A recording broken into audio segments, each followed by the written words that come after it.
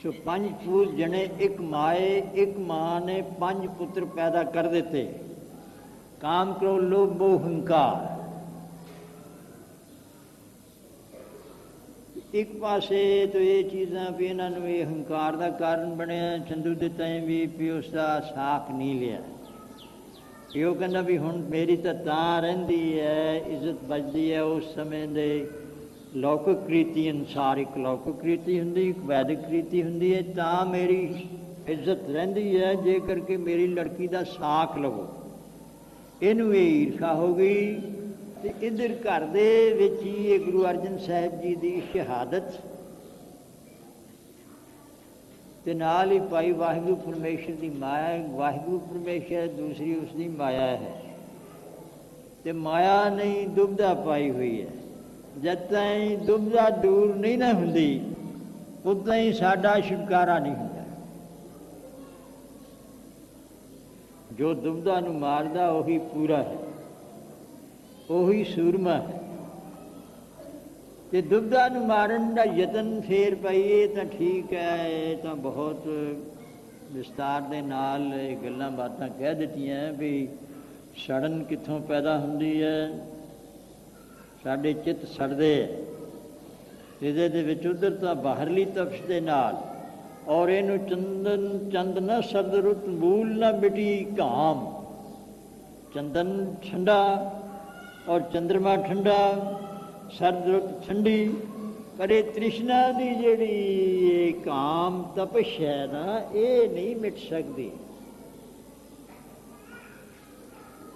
ये तो साध संगत एक मंडल ऐसा स्थान फिर वाहिगुरु ने बनाया। कहते कोई शांति वास्ते भी है स्थान। तो ये सब कुछ अज्ञान करके नेरे दे विच ही हो रहा है,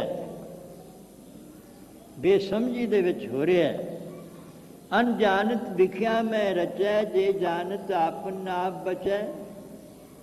ये अज्ञान करके ही विषयों के विच असीं इन्हां नूं सुखदायक सत्कार वाले ते इज्जत वाले माया नूं समझते हैं भी माया बहुती इकट्ठी हो जाए और इस दे नाल बहुते सुख ये भोगीए। और सतगुरु साहिब जी ने कहा भी ये विच तृप्ति तो नहीं है। दृष्टांत दिता है जिस तरह अग दे उत्ते तुसीं लकड़ां पाई जाओ, कोई होर ईंधन पाई जाओ, तेल पाई जाओ, तो वह कदे शांत हुंदी है नहीं हो गई। जो पावक ईंधन नहीं त्रापै, फिर पानी तो बिना नहीं शांत होती है। इनू विख्या भी कहा है भी कई जहरां जिहड़ियां ने ये तो कौड़ियां होंदियां, कई मिठियां भी होंदियां। ते उहनूं बड़ी छेती खा के मिठी मन के ते चीज़ समाप्त हो जाती है। जैसे मक्खियां नूं मारन वास्ते सियाणियां ने दवाई बनाती, वो खंड दे विच पा दिंदे है ते खंड वलेटी, वो खंड दे सने मक्खी खांदी है। मक्खी मिठे मरना एकदम मर जाती। ऐसे ही ये मक्खी जिहड़ी साडी जिंद जान बुद्धि कामनी है, ये विषय बड़े मिठे लगते हैं। स्पर्श मिठा लगता है, इसके रस बड़े मिठे है। ते है एकदम ही आत्मक मौत कर देंदे, वाहिगुरू नूं भुला देंदे।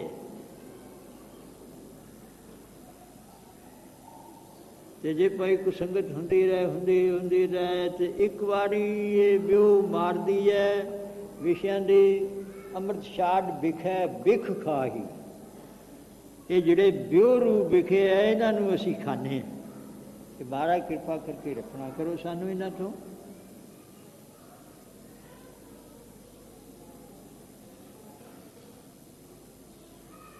यही जन्म मरण के कारण हैं। अगे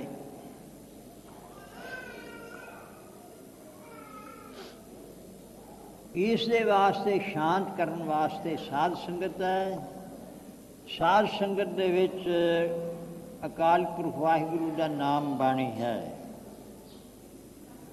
ਨਾਮ ਬਾਣੀ ਦੇ ਨਾਲ ਇਹ ਸ਼ਾਂਤ ਹੁੰਦੇ ਹਨ।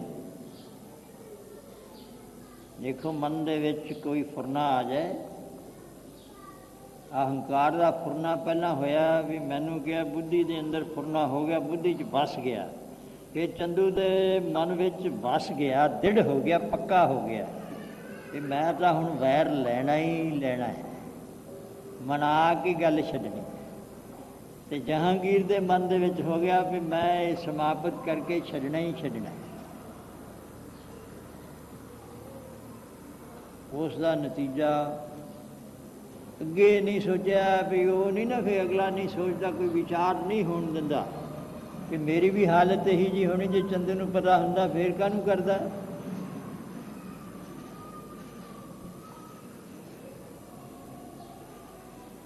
ਇਸ ਚੀਜ਼ ਦਾ ਫਿਰ ਉਹ ਵੀ ਮੇਰੀ ਇਹ ਹਾਲਤ ਹੋਣੀ ਹੈ, ਇਸ ਤਰ੍ਹਾਂ ਮੇਰੀ ਮੌਤ ਆਊਗੀ,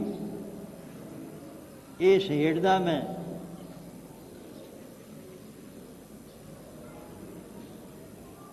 ਇਸੇ ਤਰ੍ਹਾਂ ਹੀ ਵੇਖ ਲਓ, ਔਰੰਗਜ਼ੇਬ ਨੂੰ ਕਿੰਨੀ ਟੱਕਰ ਲਈ। ਅਤੇ ਜੇ ਉਹਨੂੰ ਇਹ ਪਤਾ ਹੁੰਦਾ ਵੀ ਮੈਂ ਨਰਕਾਂ 'ਚ ਹੀ ਪੈਣਾ ਜਾਂ ਹੋਰ ਇਹ ਚੀਜ਼, ਤਾਂ ਫਿਰ ਕਾਹਨੂੰ ਛੇੜਦਾ। ਨਾ ਅਣਜਾਣਪੁਣੇ ਅਗਿਆਤ ਹਨੇਰੇ ਦੇ ਵਿੱਚ ਹੀ ਇਹ ਪ੍ਰਵਿਰਤ ਹੁੰਦਾ ਹੈ। ਜੇ ਸਮਝ ਹੋਵੇ ਤਾਂ ਫਿਰ ਨਾ, ਜੇ ਆਪਣੇ ਸਮਝ ਸਰੂਪ ਦੀ ਹੋਵੇ ਵੀ ਕਿੱਥੋਂ ਸ਼ਾਂਤੀ ਹੁੰਦੀ ਹੈ, ਕਿੱਥੋਂ ਤ੍ਰਿਪਤੀ ਹੁੰਦੀ ਹੈ। ਅੰਦਰ ਹੀ ਸਾਡੇ ਚੀਜ਼ ਵਸ ਰਹੀ ਹੈ, ਪਰਮਾਤਮਾ ਸ਼ੁੱਧ ਸਰੂਪ ਵਸ ਰਿਹਾ ਹੈ। ਅਤੇ ਇੱਥੇ ਤਾਂ ਭਾਈ ਤਪਸ਼ ਪੈਦਾ ਕਰਦੇ ਹੈ। ਬੱਚਿਆਂ ਦਾ ਮੋਹ, ਬੱਚਾ ਮਰ ਜਾਏ ਤਾਂ ਖਰਾਬ ਕਰਦਾ ਹੈ। ਅਤੇ ਹੰਕਾਰ ਇਸ ਤਰ੍ਹਾਂ ਕਰਦਾ ਹੈ, ਲਬ ਲੋਭ ਖਰਾਬ ਕਰਦੇ ਹਨ। ਕਾਮ ਕ੍ਰੋਧ ਕਾਇਆ ਕਉ ਗਾਲ ਹੈ, ਕਾਇਆ ਬੁੱਧੀ ਨੂੰ ਐਉਂ ਗਾਲ ਸੁੱਟਦੇ। ਇਹ ਸਾਡੀ ਜ਼ਿੰਦਗੀ ਨੂੰ ਐਉਂ ਬਰਬਾਦ ਕਰ ਦਿੰਦੇ ਹੈ ਕਾਮ ਕ੍ਰੋਧ। ਜਿਵੇਂ ਦੇਖ ਲਓ, ਸੋਨਾ ਬੜੀ ਸੋਹਣੀ ਚੀਜ਼ ਹੈ, ਅਤੇ ਉਹਦੇ ਨਾਲ ਜੇ ਸੁਹਾਗਾ ਮਿਲ ਜਾਏ ਨਾ, ਇਸ ਤਰ੍ਹਾਂ ਕਾਮ ਕ੍ਰੋਧ ਸੰਗਤ ਦੁਰਜਨ ਕੀ ਤੇ ਜ਼ਿੰਦਗੀ ਨੂੰ ਗਾਲ ਦਿੰਦੇ, ਤਬਾਹ ਕਰ ਦਿੰਦੇ।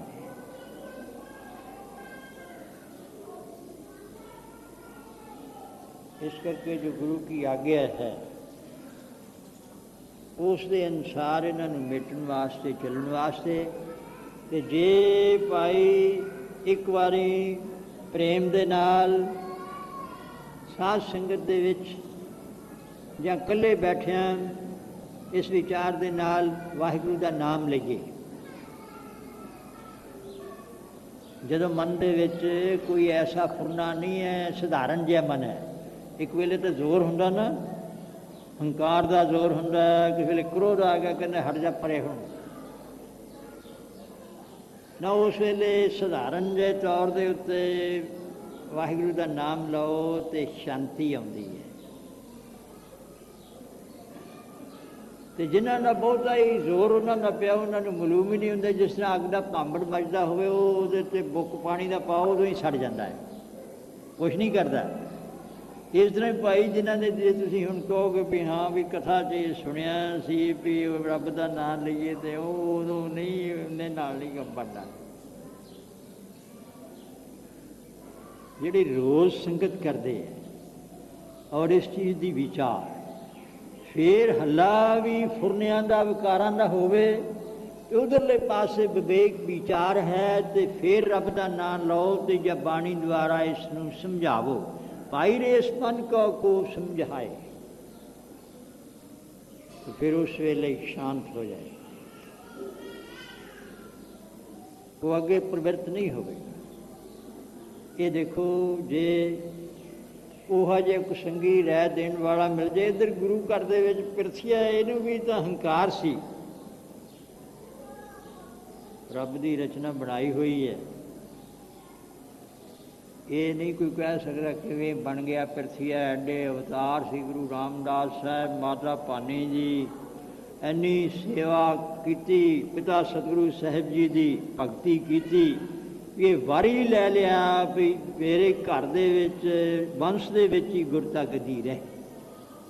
ਗੁਰੂ ਮਹਾਰਾਜ ਨੇ ਸਮਝਾਇਆ ਵੀ ਇਹ ਕੁਦਰਤੀ ਚੀਜ਼ ਹੈ, ਇਹ ਜਿਵੇਂ ਚੱਲਿਆ ਪ੍ਰਵਾਹ ਉਸੇ ਤਰ੍ਹਾਂ ਹੀ ਚੱਲਿਆ ਜਾਣਾ ਚਾਹੀਦਾ। ਅਸੀਂ ਪਰ ਤੈਨੂੰ ਬਚਨ ਕਰ ਚੁੱਕੇ ਹਾਂ ਤੇ ਇਹਦੇ ਨਾਲ ਵਿਘਨ ਬੜੇ ਪੈਣਗੇ ਤੇ ਬਹੁਤ ਕਸ਼ਟ ਆਉਣਗੇ। ਉਹ ਕਹਿੰਦੇ ਜੀ ਮੈਂ ਇਸੇ ਕਰਕੇ ਵੀ ਇਹ ਜਿਹੜੀਆਂ ਕੁਰਬਾਨੀਆਂ ਦੇਣੀਆਂ, ਐਸੀਆਂ ਸ਼ਹਾਦਤਾਂ ਦੇਣੀਆਂ, ਇਹ ਮੇਰੀ ਬੰਸ ਦੀਆਂ ਹੀ ਇਹ ਸੇਵਾ ਹੋਵੇ। ਦੇਖੋ ਕਿੱਡਾ ਮਹਾਨ ਦਿਲ ਹੈ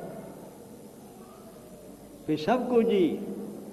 ਜੈਸੇ ਕਹਿੰਦੇ ਮਹਾਰਾਜਾ ਰਣਜੀਤ ਸਿੰਘ ਨੇ ਇੱਥੇ ਹਜ਼ੂਰ ਸਾਹਿਬ ਸਥਾਨ ਬਣਾਉਣ ਦੀ ਆਗਿਆ ਨਹੀਂ ਸੀ। ਮਹਾਰਾਜ ਦਾ ਹੁਕਮ ਸੀ, 3 ਵਾਰੀ ਬਚਨ ਹੋਏ ਸੀ ਗੁਰੂ ਗੋਬਿੰਦ ਸਿੰਘ ਸਾਹਿਬ ਜੀ ਦੇ। ਭਾਈ ਸੰਤੋਖ ਸਿੰਘ ਦਾ ਉੱਥੇ ਪਹਿਰਾ ਲਾਇਆ ਸੀ। ਹੋਰ ਸਿੰਘਾਂ ਨੂੰ ਵੀ ਚੰਗੀ ਤਰ੍ਹਾਂ ਸੋਚ ਸਮਝ ਲਓ ਕਿ ਜਿੱਥੇ ਸਾਡਾ ਅੰਤਮ ਜੋਤੀ ਜੋਤ ਸਮਾਉਣ ਦਾ ਸਥਾਨ ਹੈ, ਇੱਥੇ ਕੋਈ ਜਗ੍ਹਾ ਨਹੀਂ ਬਣਾਉਣੀ। ਕਹਿੰਦੇ ਫਿਰ ਸੋਚ ਲਓ। ਫਿਰ ਤੀਸਰੀ ਵਾਰੀ ਕਿ ਜਿਹੜਾ ਜਗ੍ਹਾ ਬਣਾਓ ਉਸਦੀ ਸਭ ਬੰਸੀ ਖਤਮ ਹੋ ਜਾਏਗੀ। ਮਹਾਰਾਜ ਰਣਜੀਤ ਸਿੰਘ ਨੂੰ ਪਤਾ ਲੱਗਿਆ ਵੀ ਉਹ ਜਿਸ ਗੁਰੂ ਨੇ ਸਾਡੇ ਵਾਸਤੇ ਸਭ ਕੁਝ ਹੀ, ਮਾਤਾ ਪਿਤਾ ਵੀ ਔਰ ਆਪਣਾ ਪਰਿਵਾਰ ਵੀ ਵਾਰ ਦਿੱਤਾ, ਤੇ ਫਿਰ ਉਹਨਾਂ ਦੀ ਜਗ੍ਹਾ ਇਹ ਨਾ ਹੋਵੇ। ਕਹਿੰਦਾ ਚੱਲੇ ਰਾਜ ਭਾਗ ਤਾਂ ਇਸ ਤਰ੍ਹਾਂ ਹੀ ਆਉਂਦੇ, ਸਾਰਾ ਹੀ ਦੇਖ ਲਓ ਕਿਤੇ ਰਿਹਾ। ਇਸ ਤਰ੍ਹਾਂ ਹੀ ਵੀ ਸਭ ਕੁਝ ਹੀ ਕੁਰਬਾਨ ਕਰ ਦੇਣਾ, ਸੰਗਤ ਤੋਂ, ਪੰਥ ਤੋਂ, ਇਹ ਗੁਰੂ ਨਾਨਕ ਸਾਹਿਬ ਜੀ ਦੀ ਫੁਲਵਾੜੀ ਤੋਂ। ਇਹ ਸੀ ਮਾਤਾ ਭਾਨੀ ਜੀ ਦਾ ਜਾਂ ਬੀਬੀ ਭਾਨੀ ਜੀ ਦਾ ਬੜਾ ਦਿਲ ਔਰ ਬੜਾ ਆਸ਼ਾ। ਕਹਿੰਦੇ ਚੰਗਾ ਫਿਰ ਦੇਖ ਲਓ ਉਹ ਸਹਿਜੇ ਹੀ ਗੁਰੂ ਅਮਰਦਾਸ ਸਾਹਿਬ ਜੀ ਦੇ ਬਚਨ। ਇਸੇ ਤਰ੍ਹਾਂ ਹੀ ਛੋਟੀ ਅਵਸਥਾ ਦੇ ਵਿੱਚ ਗੁਰੂ ਅਰਜਨ ਸਾਹਿਬ ਮਹਾਰਾਜ ਜੀ ਦਾ ਅਵਤਾਰ ਸ੍ਰੀ ਗੋਇੰਦਵਾਲ ਸਾਹਿਬ ਹੀ ਹੋਇਆ। ਔਰ ਵੱਡਾ ਇਹਨਾਂ ਦਾ ਭਾਈ ਪਿਰਥੀਆ ਸੀ, ਵਿਚਾਲੜਾ ਸੀ ਮਹਾਦੇਵ, ਤੇ ਛੋਟੇ ਇਹ ਸਨ। ਤੇ ਗੁਰੂ ਅਮਰਦਾਸ ਸਾਹਿਬ ਮਹਾਰਾਜ ਜੀ ਦਾ ਇਹ ਹੁਕਮ ਸੀ, ਦੇਖੋ ਘਰ ਦੇ ਵਿੱਚ ਹੀ ਵੀ ਇਸ ਤਰ੍ਹਾਂ ਦਾ ਨਿਯਮ ਹੋਣਾ ਚਾਹੀਦਾ ਵੀ ਹਰ ਵੇਲੇ ਵਾਹਿਗੁਰੂ ਦਾ ਸਿਮਰਨ ਔਰ ਸੰਗਤ। ਬਹੁਤੀ ਪ੍ਰਵਿਰਤੀ ਨਹੀਂ, ਬਹੁਤ ਨਾ ਹੀ ਬੋਲਣਾ, ਭਗਤੀ ਕਰਦੇ ਰਹਿਣਾ। ਚਾਹੇ ਬੀਬੀਆਂ, ਚਾਹੇ ਪੁੱਤਰ ਹੈ, ਚਾਹੇ ਮਹਿਲ ਹਨ, ਕੋਈ ਵੀ ਸੇਵਾ ਸਿਮਰਨ ਦੇ ਵਿੱਚ ਹੀ ਜ਼ਿੰਦਗੀ ਬਤੀਤ ਹੋਵੇ। ਤੇ ਗੁਰੂ ਮਹਾਰਾਜ ਦਾ ਸੀ ਭਾਈ ਸਾਡੇ ਪਾਸ, ਔਰ ਦਰਬਾਰ ਵਿੱਚ ਵੀ ਸੀ ਗੁਰੂ ਮਹਾਰਾਜ ਦਾ। ਇਸ ਕਰਕੇ ਬੇਨਤੀ ਕਰਦੀ, ਕੋਈ ਵੀ ਮਾਈ ਭਾਈ ऐसी शो वाले वस्त्र पहन के नहीं आना। गुरु के दरबार विच सादे और साफ वस्त्र पहने, बल्कि रंगदार वस्त्र तो ही भी पद जाएंगे, चिट्टे ही वस्त्र है। तो फिर सब सर्वत्र माई भाई दे ताई ये आ गया सी भी भाई कोई बच्चा ना आवे। एक समझ जदों बच्चे नूं होवे जां माता पिता समझा लैन भी कई बच्चे हुण खेडण दा ही है, उन्होंने कोई समझ ही नहीं है, ना उन्होंने संगत दी समझ है, ना उन्होंने बाणी दी समझ है, ना उन्होंने बस जिस तरह का हैगा प्रवाह चलिया जाता है, तुरिया जाता उन्होंने वो नहीं होना, क्योंकि बेरसी करनगे। इस करके जरूरी है भाई जे बच्चे आउण भी तो सियाणे बंदियां दे ताईं कोई ऐसा ठिकाना उन्हां बच्चियां दा दूर नेड़े बना देना चाहिए भी जिथे वो खेडते रहन ते आवाज़ संगत दे विच ना आवे। ये माइयां दा फर्ज है, माइयां कर सकदियां, माइयां नूं जाच है, जाणदियां।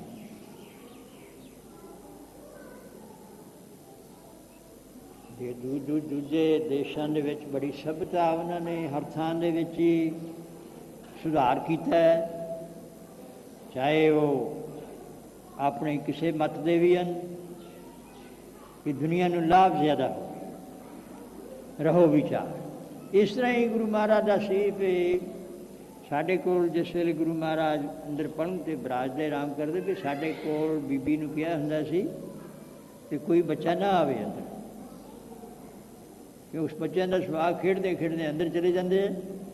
तो बीबी जी बहुत आग्ञा का पालन करते सी, ख्याल रखते सी। भगती भाव मानो भगती ने ही अवतार धारण किया, जिमें बीबी नानकी जी ने वाहिगुरु ने भगती का ही अवतार धारण किया। उसने आपे नर आपे फुल नारी आपे सारा आपी पाशा गुरमुख संगत सवै विचारो वाहु वाहु का बड़ा तमाशा। आपे उसे आपे चितवे आपे चंद सूर प्रगाशा। पर फिर भी ਉਹਦੇ ਵਿੱਚ ਸਾਨੂੰ ਸਿੱਖਿਆ ਦੇਣ ਵਾਸਤੇ ਵੀ ਘਰ ਦੇ ਵਿੱਚ ਹੀ ਐਸੀ ਇਕਾਂਤ ਹੋਵੇ ਔਰ ਐਸੀ ਭਗਤੀ ਭਾਵ ਹੋਵੇ ਕਿ ਗੁਰੂ ਅਰਜਨ ਸਾਹਿਬ ਮਹਾਰਾਜ ਦੀ ਛੋਟੀ ਅਵਸਥਾ ਦੇ ਵਿੱਚ ਹੀ ਹਾਲੇ ਰਿੜਨ ਲੱਗੇ ਸੀ ਤੇ ਤੁਰਨ ਨਹੀਂ ਸੀ ਲੱਗੇ, ਤੇ ਦੁਪਹਿਰ ਦਾ ਸਮਾਂ ਸੀ। ਗੁਰੂ ਅਮਰਦਾਸ ਸਾਹਿਬ ਜੀ ਪਲੰਘ ਤੇ ਟਿਕੇ ਹੋਏ ਸਨ ਤੇ ਬੀਬੀ ਜੀ ਦੇ ਕੁਝ ਖਿਆਲ ਇੱਧਰ ਹੋਇਆ ਤੇ ਰਿੜਦੇ ਰਿੜਦੇ ਗੁਰੂ ਅਰਜਨ ਸਾਹਿਬ ਮਹਾਰਾਜ ਜੀ ਅੰਦਰ ਚਲੇ ਗਏ। ਅੰਦਰ ਚਲੇ ਗਏ ਤੇ ਹੌਲੀ ਹੌਲੀ ਪਾਵੇ ਨੂੰ ਫੜ ਕੇ ਤੇ ਜਿਹੜੀ ਬਾਹੀ ਉਹਨੂੰ ਫੜ ਲਿਆ, ਤੇ ਇੰਨੇ ਚਿਰ ਨੂੰ ਪਤਾ ਲੱਗ ਗਿਆ ਵੀ ਬਹੁਤ ਛੇਤੀ ਦੇ ਨਾਲ ਗਏ ਵੀ ਇਹ ਤਾਂ ਬਹੁਤ ਅਵੱਗਿਆ ਹੋਈ ਮੈਥੋਂ, ਗੁਰੂ ਪਿਤਾ ਜੀ ਦੀ ਆਗਿਆ ਨਾ ਮੰਨੀ ਗਈ ਤੇ ਛੇਤੀ ਦੇ ਨਾਲ ਲੈਣ ਕਹਿੰਦੇ ਨਹੀਂ ਰਹਿਣ ਦੇ। ਤੇ ਉਹ ਜਿਸ ਤਰ੍ਹਾਂ ਬਾਲਪਨ ਦੇ ਵਿੱਚ ਸੁਭਾਅ ਹੁੰਦਾ ਹੈ ਤੇ ਗੁਰੂ ਅਰਜਨ ਸਾਹਿਬ ਮਹਾਰਾਜ ਜੀ ਬਾਈ ਨੂੰ ਫੜ ਕੇ ਤੇ ਆਪਣੇ ਚਰਨ ਉਤਾਂ ਚੁੱਕਦੇ, ਜਿਵੇਂ ਬਾਲਪਨ ਦੇ ਵਿੱਚ ਸੁਭਾਅ ਹੁੰਦਾ ਵੀ ਉੱਤੇ ਬੈਠੀਏ ਜਾਂ ਕੋਈ ਬਿਠਾਵੇ। ਤੇ ਗੁਰੂ ਅਮਰਦਾਸ ਸਾਹਿਬ ਮਹਾਰਾਜ ਜੀ ਨੇ ਦੋਹਾਂ ਭੁਜਾਂ ਤੋਂ ਫੜ ਕੇ ਕਿਹਾ ਵੀ ਹਾਲੇ ਸਮਾਂ ਨਹੀਂ, ਇਹ ਜਿਹੜੀ ਪਦਵੀ ਹੈ ਤੁਸੀਂ ਆਪਣੇ ਪਿਤਾ ਤੋਂ ਲਿਓ, ਉੱਥੋਂ ਪ੍ਰਾਪਤ ਹੋਊਗੀ ਇਹ ਗੁਰਤਾ ਗੱਦੀ। ਤੇ ਜਿਸ ਵੇਲੇ ਭਾਰਾ ਸਰੀਰ ਸੀ ਗੁਰੂ ਅਰਜਨ ਸਾਹਿਬ ਮਹਾਰਾਜ ਜੀ ਦਾ, ਕਿਉਂਕਿ ਬੱਚਿਆਂ ਦਾ ਕਈਆਂ ਦਾ ਭਾਰਾ ਹੁੰਦਾ ਹੈ, ਜਿਸ ਵੇਲੇ ਉਹ ਭੁਜਾ ਤੋਂ ਦੋਹਾਂ ਬਾਹਾਂ ਤੋਂ ਫੜ ਕੇ ਤੇ ਕਹਿੰਦੇ ਭਾਰੀ ਹੈ, ਕਹਿੰਦੇ ਭਾਰੀ ਗੁਰੂ ਹੋਣਗੇ। ਤੇ ਨਾਲ ਇਹ ਵਚਨ ਦਿੱਤਾ ਵੀ ਦੋਹਤਾ ਬਾਣੀ ਕਾ ਬੋਹਿਥਾ, ਦੋਤਰੇ ਲੱਗਦੇ ਸਨ ਵੀ ਬਾਣੀ ਦੇ ਜਹਾਜ਼ ਰਚਣਗੇ। ਉਹ ਸ੍ਰੀ ਗੁਰੂ ਗ੍ਰੰਥ ਸਾਹਿਬ ਮਹਾਰਾਜ ਦੀ ਰਚਨਾ ਕੀਤੇ, ਜਿਸ ਦੇ ਵਿੱਚ ਗੁਰੂ ਨਾਨਕ ਸਾਹਿਬ ਮਹਾਰਾਜ ਆਪ ਅਕਾਲ ਪੁਰਖ ਵਾਹਿਗੁਰੂ, ਗੁਰੂ ਅੰਗਦ ਸਾਹਿਬ, ਗੁਰੂ ਅਮਰਦਾਸ, ਗੁਰੂ ਰਾਮਦਾਸ ਸਾਹਿਬ ਸਾਰੇ ਸਤਿਗੁਰਾਂ ਦੀ ਬਾਣੀ ਸੰਕਲਿਤ ਕੀਤੀ। ਔਰ ਉਹ ਸੰਕਲਪ ਸਿੱਧ ਲੋਕਾਂ ਦਾ ਵੀ ਗੁਰੂ ਨਾਨਕ ਸਾਹਿਬ ਜੀ ਤੋਂ ਪੁੱਛਿਓ ਕਿ ਪਿੱਛੋਂ ਕਿਵੇਂ ਉਧਾਰ ਹੋਊਗਾ। ਤੇ ਗੁਰੂ ਨਾਨਕ ਸਾਹਿਬ ਜੀ ਨੇ ਕਿਹਾ ਵੀ ਅਸੀਂ ਉਹਨਾਂ ਨੂੰ ਜਾ ਕੇ ਕਹਿ ਦਿਓ ਬਾਣੀ ਉਚਾਰਨ ਕਰ ਰਹੇ ਹਾਂ, ਇਸ ਬਾਣੀ ਦੇ ਨਾਲ ਹਮੇਸ਼ਾ ਵਾਸਤੇ ਹੀ ਉਧਾਰ ਹੁੰਦਾ ਰਹੂਗਾ, ਜਿੰਨਾ ਚਿਰ ਇਸ ਰੂਪ ਵਾਹਿਗੁਰੂ ਪਰਮੇਸ਼ਰ ਨੇ ਆਪ ਕਾਇਮ ਰੱਖਣਾ, ਕਿਉਂ ਉਸ ਦੀ ਆਗਿਆ ਦੇ ਵਿੱਚ ਹੀ ਹੈ। ਸਤਿਯੁਗ ਵਰਤਦਾ ਹੈ, ਤ੍ਰੇਤਾ ਵਰਤਦਾ ਹੈ, ਦੁਆਪਰ ਵਰਤਦਾ ਹੈ, ਕਲਯੁਗ ਵਰਤਦਾ ਹੈ। ਜਿਵੇਂ ਉਸ ਦੀ ਉਹ ਸਤਿਯੁਗ ਤੇ ਮਾਣਿਓ, ਜਿਵੇਂ ਉਸ ਨੇ ਮੌਜ ਨੂੰ ਮਾਣਿਆ, ਜਾਂ ਅੱਗੇ ਹੁਕਮ ਦੇ ਕੇ ਪੈਦਾ ਕਰ ਦਿੱਤੇ ਜਾਂ ਆਪ ਆ ਗਿਆ, ਜਿਵੇਂ ਉਸ ਦੀ ਖੇਡ, ਇਸ ਦੇ ਵਿੱਚ ਨਹੀਂ ਕੋਈ ਕਹਿ ਸਕਦਾ ਨਾ ਉਸ ਨੂੰ ਵੀ ਇਹ ਵੀ ਆ ਇਸ ਤਰ੍ਹਾਂ ਹੀ ਤੁਸੀਂ ਕਰੋ ਜੀ, ਜ਼ਰੂਰ ਜੀ, ਰਵੋ ਜੀ। ਸੋ ਇਸ ਤਰ੍ਹਾਂ ਵਰਾਂ ਦੀ ਪ੍ਰਾਪਤੀ ਕੀਤੀ ਹੋਈ ਸੀ। ਤੇ ਉਹ ਗੁਰੂ ਅਰਜਨ ਸਾਹਿਬ ਮਹਾਰਾਜ ਜੀ ਨੇ ਵੀ ਸ਼ੁੱਧ ਸਰੂਪ ਦੇ ਵਿੱਚ ਇਸ ਦੇ ਵਿੱਚ ਕੋਈ ਰਲਾ ਨਾ ਹੋਵੇ, ਕੋਈ ਐਸੀ ਨਾ ਚੀਜ਼ ਕਿਉਂਕਿ ਲਿਖੀ ਹੋਈ ਸੀ ਪੁੱਥੀਆਂ ਕਿ ਉਸ ਦੇ ਵਿੱਚ ਕੋਈ ਕਿਸੇ ਸਮੇਂ ਦੇ ਵਿੱਚ ਕੋਈ ਲਿਖਤ ਦੇ ਵਿੱਚ ਵੀ ਐਸਾ ਵੀ ਸੰਗ੍ਰਹਿ ਹੋ ਜਾਏ ਸਾਰੇ ਅਸਲ ਰੂਪ ਜਿਹੜੀ ਗੁਰੂ ਨਾਨਕ ਸਾਹਿਬ ਜੀ ਦੀ ਬਾਣੀ। ਕਿਉਂਕਿ ਕਈ ਲੋਕ ਗੁਰੂ ਨਾਨਕ ਸਾਹਿਬ ਜੀ ਦੇ ਨਾਮ 'ਤੇ ਐਸੇ ਟੱਪੇ ਬਣਾਉਣ ਲੱਗ ਪਏ ਸਨ ਕਾਵਿ ਰਚਨਾ ਦੇ ਵਿੱਚ, ਜੈਸੇ ਉਹ ਆਪ ਦਿਆ ਸੋ दूध ਬਰਾਬਰ ਮੰਗ ਲਿਆ ਸੋ ਪਾਣੀ, ਇਸ ਤਰ੍ਹਾਂ ਦੇ ਬਣਾਏ ਨੇ, ਨਾਲ ਗੁਰੂ ਨਾਨਕ ਦਾ ਨਾਂ ਰੱਖ ਦਿੱਤਾ। ਇਉਂ ਇਹ ਤਾਂ ਫਿਰ ਕਲਿਆਣ ਨਹੀਂ ਹੋਵੇਗੀ ਲੋਕਾਂ ਦੀ। ਤੇ ਉਹ ਗੁਰੂ ਅਰਜਨ ਸਾਹਿਬ ਮਹਾਰਾਜ ਜੀ ਨੇ ਪਰਉਪਕਾਰ ਕੀਤਾ, ਜਿਸ ਵਿੱਚ ਵਾਹਿਗੁਰੂ ਪਰਮੇਸ਼ਰ ਦੀ ਸਿਫਤ ਸ਼ਲਾਘਾ ਹੈ, ਵਾਹਿਗੁਰੂ ਦੇ ਨਾਮ ਜਪਣ ਵਾਲਿਆਂ ਦੀ, ਵਾਹਿਗੁਰੂ ਦੇ ਨਾਮ ਦੀ, ਔਰ ਔਗੁਣਾਂ ਦਾ, ਹੰਕਾਰੀਆਂ ਦਾ ਖੰਡਨ, ਪਖੰਡੀਆਂ ਡੰਬੀਆਂ ਦਾ ਕੋਈ ਵੀ ਧਰਮ ਜਾਂ ਮਜ਼ਹਬ ਹੈ ਉਸ ਦਾ ਖੰਡਨ ਹੈ। ਔਰ ਅਸਲੀ ਜਿਹੜਾ ਧਰਮ ਹੈ ਉਹ ਨਿਰੂਪਣ ਕੀਤਾ ਹੈ। ਤੇ ਇਹ ਜਹਾਂਗੀਰ ਦੇ ਮਨ ਵਿੱਚ ਸੀ ਵੀ ਇਸ ਦੇ ਵਿੱਚ ਜਿਹੜੀ ਸਾਡੀ ਵੀ ਜੇ ਸਿਫਤ ਲਿਖੀ ਜਾਏ ਮੁਹੰਮਦ ਸਾਹਿਬ ਦੀ ਤੇ ਬਹੁਤ ਮਤ ਵਧੇਗਾ। ਇਹ ਵੀ ਇਹਨ ਖਿਆਲ ਕੀਤਾ ਵੀ ਹੁਣ ਮੌਕਾ ਹੈ। ਤੇ ਗੁਰੂ ਅਰਜਨ ਸਾਹਿਬ ਮਹਾਰਾਜ ਜੀ ਨੇ ਜਿਸ ਵੇਲੇ ਸਾਖ ਹੋਇਆ ਤੇ ਦਿੱਲੀ ਦੀ ਸੰਗਤ ਨੇ वो वचन कहता भी ऐसे हंकारी का साख नहीं लैना, साड़ी बेनती चिट्ठी पत्र आ गया। जो मौका संबंध होने का सी कि गुरु अर्जन साहब महाराज जी ने संगत का वचन उच्चा रखने वास्ते और हंकारियां निंदकां पिठ दे जिहड़े ऐसे निंदक सन वो वचन कहे सी ना, गुरु घर नूं संगत नूं ते नीवां दसाया ते अपने आप नूं चबारे बनिया। ते ਉਹ फिर देख लो इस वचन नूं पूरा करने वास्ते गुरु अर्जन साहब महाराज जी की शहादत का मुੱਢ ਵੱਜਿਆ। ते दूसरा भाई वजह किस चीज़ तो इसका मूल हंकार है। जहांगीर के मन में भी तस्वीर खा हंकार के नाल ही ये कारण होया। ये गुरबाणी नूं ऐन उसे स्वरूप के विच रखण वास्ते साहिब तेरे नाम विचों बिंद बिंद चुक चुक होए। ये वाहिगुरू तेरे नाम तो मैं पूरा पूरा करके कुर्बान हो जाऊँ। तो गुरु अर्जन साहब महाराज जी ने वो तन मन काट काट सब अरपी विच अग्नि आप जलाई। जिहड़ी गुरबाणी कही सी सतगुरां ने और आप उचारण ब्रह्म ज्ञानी के तीर जेख। वो मियाँ मीर ने पूछा सी, ये सवाल किया सी गुरु जी कोई है जी ऐसा कोई ब्रह्म ज्ञानी? अजकल तो वो दूसरे नूं कहते ये ब्रह्म ज्ञानी ने, तो परमेश्वर ने। मैं कहा तुसीं देखना चाहते तो कुछ समय की उड़ीक रखो, विचार थोड़े सामने है ही है। कहते जी फिर चंगा। तो ये भी ब्रह्म ज्ञान भी किस तरह होंदा है? ब्रह्म ज्ञानी तो हर एक भी बन जाता है। ब्रह्म ज्ञानी की बड़ी उची है, संत की पदवी बड़ी उची है। एक तो ये तो फिर जेडे भाई भगत वाहिगुरू परमेश्वर की रजा विच रहना, मत होंदी होए इयाणा, तान होंदे होए नचाना, अणहोंदा आप बंडाए कोई ऐसा भगत सदाए। फिर सब कुछ शक्तियां दे उन्होंने फिर अजर नूं जर के रखना। ये भगतां नूं सिक्ख्या देण वास्ते भी जिस तरह का भी समा आ जाए भी वाहिगुरू तेरी जिमें रजा है, तेरा किया मीठा लागे। इहो ही नहीं भी कले वचन कहे हुए ना।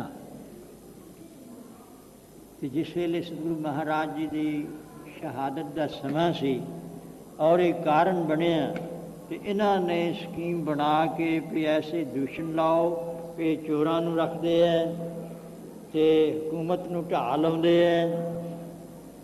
ते नाल जिहड़ा जिस वेले जहांगीर तख्त ते बैठन लगा सी ते अकबर दा सी ख्याल भी पोतरे नूं देवां मैं पातशाह। ਇਹਦਾ ਜ਼ੋਰ ਪੈਣੇ ਕਰਕੇ ਉਹ ਭੱਜਾ ਇੱਥੇ ਗੁਰੂ ਘਰ 'ਚ ਆ ਗਿਆ ਤੇ ਉਹ ਲੰਗਰ ਚੱਲਦਾ ਸੀ, ਪ੍ਰਸ਼ਾਦਾ ਛਕ ਕੇ ਚਲੇ ਗਏ। ਤੇ ਇਹਨਾਂ ਨੇ ਕੀ ਦੋਸ਼ ਲਾਇਆ ਜਿਵੇਂ ਗੁਰੂ ਅਰਜਨ ਸਾਹਿਬ ਮਹਾਰਾਜ ਜੀ ਨੇ ਉਹਨਾਂ ਨੂੰ ਪਨਾਹ ਦਿੱਤੀ ਹੈ, ਉਹਨਾਂ ਨੂੰ ਉਹਨੂੰ ਇਹ ਕਿਹਾ ਪ੍ਰੇਰਿਆ ਵੀ ਤੂੰ ਤਗੜਾ ਹੋ ਕੇ ਜੰਗ ਯੁੱਧ ਕਰ ਤੇ ਤੈਨੂੰ ਅਸੀਂ ਪਾਤਸ਼ਾਹੀ ਦਵਾਵਾਂਗੇ। ਤਿਲਕ ਲਾਇਆ, ਇਸ ਤਰ੍ਹਾਂ ਦੀਆਂ ਹੋਈਆਂ ਗੱਲਾਂ ਬਹੁਤ ਸਾਰੀਆਂ ਬਣਾਈਆਂ। कि चंगा इन्होंने ब्योंत बना के भी इन्ना दंड इन्हों दिओ भी इन्ना माया होर ये सारी चीज़ देन ते ऐसा ना अगे नूं या होर चीज़ करन। ते गुरु अर्जन साहब महाराज जी ने भाई संगतां नूं ही करते सी ना भी गुरु नानक साहब जी की जिहड़ी फुलवाड़ी है इसनूं मल दल दिओ, अगे नूं ये प्रफुल्लित ना होवे, सिक्खी उन्नति ना कर सके। तो ਉਹਦੀ फिर रख्या वास्ते आप ही वाहिगुरू परमेश्वर ने देख लो भी छेवां स्वरूप धारण किया। तो आप गुरु अर्जन साहब महाराज जी जिस वेले भाणा वरताउण वास्ते चले तो गुरु हरगोबिंद साहब महाराज जी के ताईं पहला ही शास्त्र विद्या आप ही सब कुछ अंतर्जामी करन कारण है।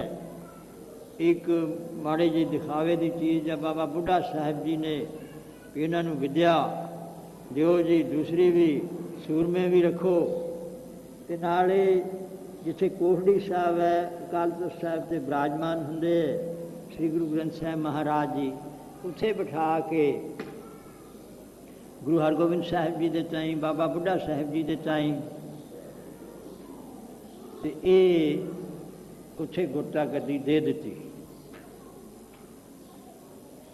आ 1663 बिक्रमी दे विच महाराज ज्योति जोत समाए। 1663 बिक्रमी ते जेठ की अष्टमी बधी ते नाले चीज़ किया भी ये गुप्त चीज़ रखनी ते यह जी फिर तुसी और गुरु नानक साहब जी सारी मर्यादा भगती भाव सेवा सिखा संगतां नूं सिक्ख्या देनी, बाणी का प्रचार करना, आप उससे वर्ताव करना, उस तरह ही रहना। तो एक तुसी करना भी जिहड़े दुष्ट लोग समाप्त करना चाहते हैं संगतां नूं या संगतां दी मल्लो मल्ली चीज़ां अपने हंकार होमन दे विच खोंदे खिंचदे है। जिस तरह गुरु हरगोबिंद साहब महाराज जी के वक्त भी वो घोड़े खो लए सी, होर चीज़ां खो लैंदे सी। महाराज ने कहा भी रक्षा करनी है संगतां दी, इस वास्ते फिर जंग होया उन्होंने नहीं किया।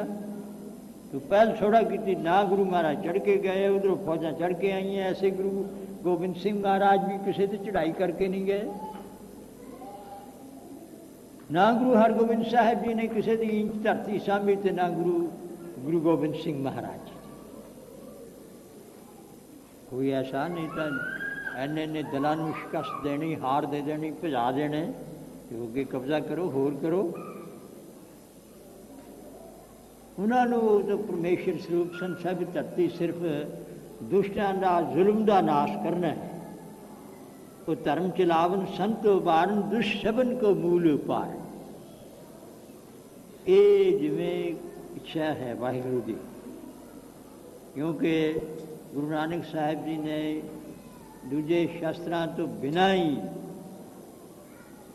ये सब सीधे रस्ते पा दिता। बड़ बड़े कठोरां दे ताई बड़ बड़ियां जां होर चीज़ां असलीयत दे भूले मार्ग जिन्हें बताया। तो दे लो भी इधर गुरु हरगोबिंद साहब महाराज जी ने फिर जंग जुग करके उन्होंने अकल दी। तो जा भाई इस तरह भी वाहिगुरु परमेश्वर ने यह भी पक्ष जंग युद्ध का रखना ही है संसार दे विच, इहदे नाल भी कल्याण हुंदी है, स्वर्गां दे विच जांदे है। ये उसका अपना भाना है, इस दे विच कोई ऐसा नहीं कर सकता। गुरु नानक साहब ने वो उस तरह ही करी जाओ जिवें उन्होंने इच्छा है।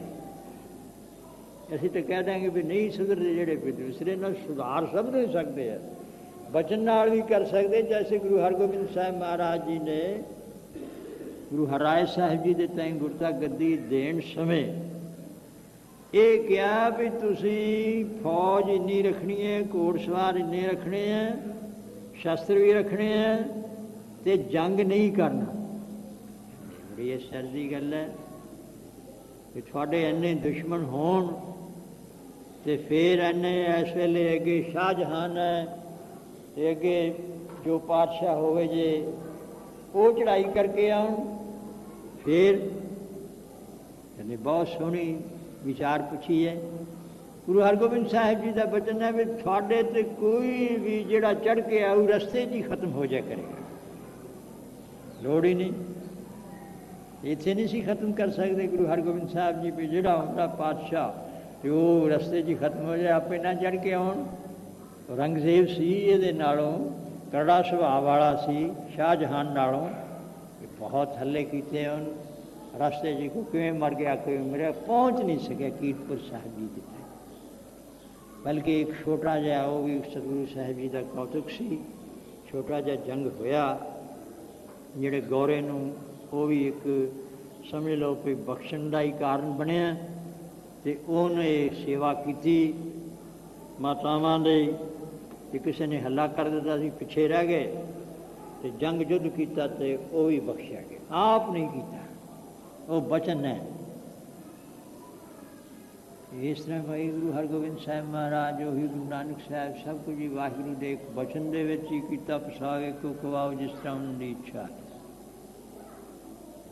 ਤੇ ਫਿਰ ਤੁਸੀਂ ਇਹ ਦੁਸ਼ਟਾਂ ਦਾ ਨਾਸ਼ ਕਰਨਾ, ਜੰਗ ਯੁੱਧ ਕਰਨੇ ਆ। ਤੇ ਗੁਰਬਾਣੀ ਬਾਰੇ ਕੀ ਵਿਚਾਰ ਹੈ? ਗੁਰਬਾਣੀ ਦਾ ਬਹੁਤ ਉਚਾਰਨ ਹੋ ਚੁੱਕੀ ਹੈ। ਇੱਕ ਸਰੂਪ ਦੀ ਚੜ੍ਹੇਗੀ, 9ਵੇਂ ਸਰੂਪ ਦੀ, ਉਹ ਅਸੀਂ ਪੰਨੇ ਖਾਲੀ ਛੱਡ ਚੱਲੇ ਹਾਂ। ਉਹ ਸੀਸ ਦੇਣਗੇ ਹਿੰਦੀ ਰੱਖਿਆ ਵਾਸਤੇ ਪਾਕ ਗੁਰੂ ਤੇਗ ਬਹਾਦਰ ਸਾਹਿਬ ਜੀ। ਸਭ ਕੁਝ ਪਤਾ, ਅੰਤਰਜਾਮੀ। ਉਹਨਾਂ ਦੀ ਬਾਣੀ ਚੜ੍ਹੇਗੀ। ਸਿਰਫ ਤੁਸੀਂ ਜੰਗ ਯੁੱਧ ਕਰਨੇ, 9 ਤੋਂ ਨਾ ਚੜਾਉਣੀ ਹੈ। ਬਾਕੀ ਗੁਰਬਾਣੀ ਦਾ ਪ੍ਰਚਾਰ ਕਰਨਾ। ਪ੍ਰਚਾਰ ਵੀ ਦੇਖ ਲਓ ਫਿਰ ਐਸਾ, ਉਹਨੂੰ ਅਮਲ ਦੇ ਵਿੱਚ ਇੱਕ ਜਪਜੀ ਸਾਹਿਬ ਜਿਹੜਾ ਸ਼ੁੱਧ ਪਾਠ ਇੱਕ ਮਨ ਚਿੱਤ ਹੋ ਕੇ ਸੁਣਾ ਦੇਵੇ ਕਿ ਉਹਨੂੰ ਆਪਣੀ ਗੁਰਤਾ ਗੱਦੀ ਦੇਣ ਲੱਗੇ ਸੀ, ਪਰ ਇੱਕ ਫੁਰਨਾ ਹੋ ਗਿਆ।